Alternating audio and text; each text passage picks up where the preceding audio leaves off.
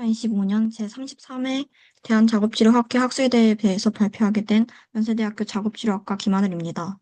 제가 발표하게 될 주제는 노인의 정서적 웰빙 향상을 위한 디지털 사회참여 중재 효과에 대한 체계적 문화 고찰입니다. 순서는 다음과 같습니다.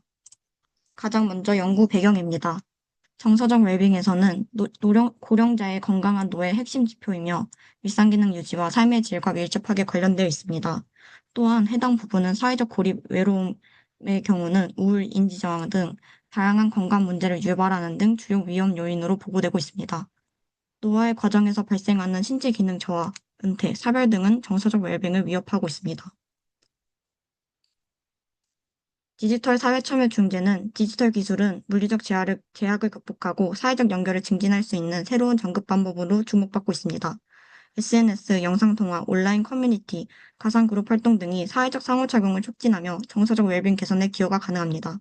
코로나19 이후 더욱 활발히 작용되며 고립 완화에 중요한 역할을 하고 있습니다.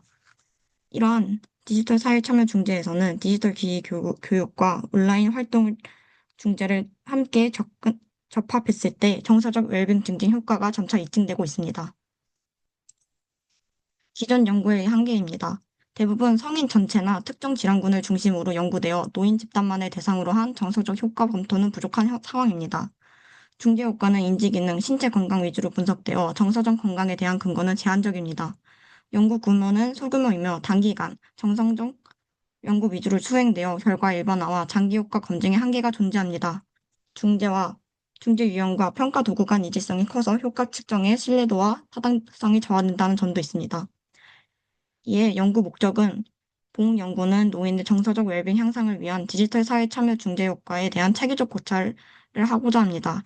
또한 이를 통해서 대상자의 유형을 파악하여 정량적 평가 결과를 중심으로 효과성 및 한계를 분석하고자 합니다. 연구 방법입니다. 데이터베이스는 펀메드, 웹 오브 사이언스, 엠베스, 스코프스, 메딜라인 이렇게 사용하였습니다. 또한 검색시는 위와 같습니다.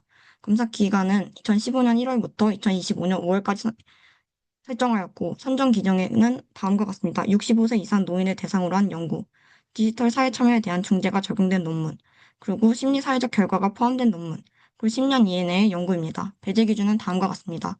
메타 분석 연구, 체계적 문헌 고찰 논문, 학위 논문, 조사 연구, 질적 연구, 그리고 중재를 포함하지 않는 단순 조사나 관찰 연구, 전문을 얻을 수 없는 경우, 단행본과 포스터와 같습니다. 선정 문헌은 총 3,740편이며 최종 선정 문헌은 7편이었습니다.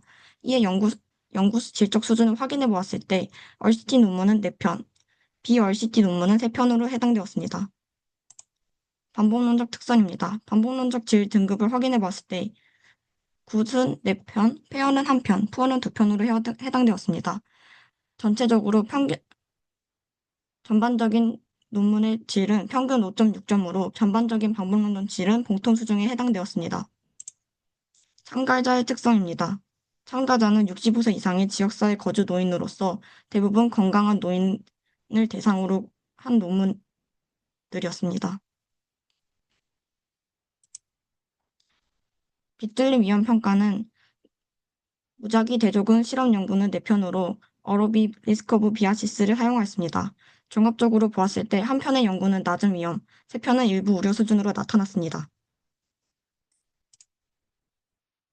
비무작위 실험 연구에 해당되는 3편은 로빈스 1을 사용했습니다. 종합적으로 모두 심각한 위험 수준을 평가되었습니다. 중재 프로그램 구성에 대해서 설명해 드리겠습니다.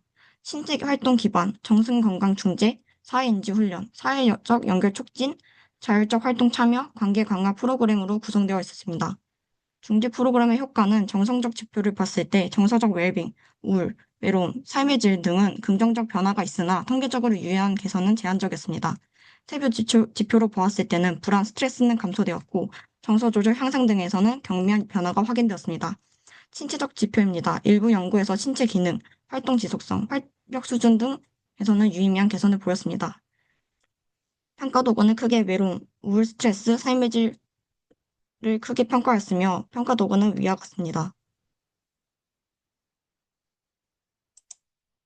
고찰입니다. 디지털 사회참여 중재의 가능성입니다. 본 연구에서는 디지털 사회참여 중재가 정서적 웰빙에 미치는 효과에 초점을 두었습니다. 기존 연구들은 주로 인지기능, 건강 위주로 분석되었으나 현재 정서적 웰빙 효과는 충분히 규명되지 못한 상황입니다. 일부 연구에서는 가상그룹 활동, 세대 간 피드백 등 참여 기반 중재가 긍정적 정서 변화를 유발하였습니다. 정서적 웰빙 개선의 잠재성은 일관되게 나타나고 있습니다. 제한점입니다. 포함된 연구 수가 적으며 연구의 기간이 단기간이거나 소규모 연구가 중심되었습니다. 선정 논문의 다수가 비무작위 연구가 해당되며 반복론적인 질 수준이 낮습니다. 건강한 노인 위주로 구성되어 취약계층 집단 반영이 부족한 점이 있습니다. 지표가 외로움, 우울 위주로 제한돼 있다는 점이 있습니다. 이는 정서적 웰빙의 일부만 반영했다는 제한점이 있습니다.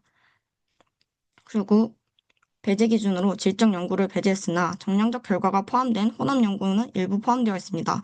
이에 선정 기준의 일관성이 부족하다는 제한점이 있습니다.